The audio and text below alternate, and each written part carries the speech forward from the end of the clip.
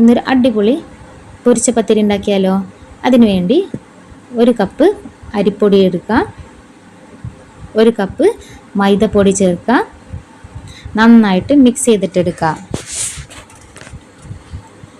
ഇനി ഒരു പാത്രത്തിൽ 2 ഗ്ലാസ് വെള്ളം ഒഴിച്ച് അതിലേക്ക് ആവശ്യത്തിന് ഉപ്പ് ചേർത്ത് കൊടുക്കുക, കുറച്ച് ഓയിൽ ചേർത്ത് കൊടുക്കുക. ഇനി മിക്സ് ചെയ്ത് വെച്ചിട്ടുള്ള പൊടി ചേർത്ത് കൊടുക്കുക, നന്നായിട്ട് മിക്സ് ചെയ്തിട്ടെടുക്കാം. ഇനി ഇതിലേക്ക് 1/2 ടീസ്പൂൺ കറുത്ത ജീരകവും 1/2 ടീസ്പൂൺ നല്ല ജീരകവും കൂടി ചേർത്ത് നന്നായിട്ട് ഇളക്കിയിട്ടെടുക്കാം. ഇനി ഇതൊരു പാത്രത്തിലേക്ക് ഇട്ട് നന്നായിട്ട് കുഴച്ചിട്ടെടുക്കുക. വലിയ വലിയ ബോൾസ് ആയിട്ട് ഉരുട്ടിയെടുക്കുക.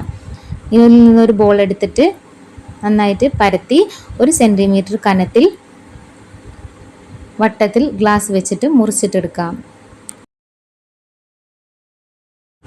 ഇനി ഇത് ചൂടായ എണ്ണയിലിട്ട് നന്നായി വറുത്ത് കോരാം. ഒരു വശം നന്നായി മുരിഞ്ഞ് വരുമ്പോൾ നമുക്ക് തിരിച്ചിട്ട് കൊടുക്കാം.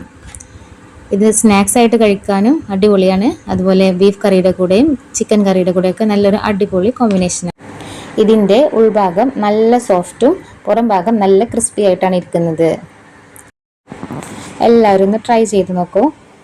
ഇഷ്ടപ്പെട്ട ലൈക്ക്, ഷെയർ ആൻഡ് സബ്സ്ക്രൈബ്.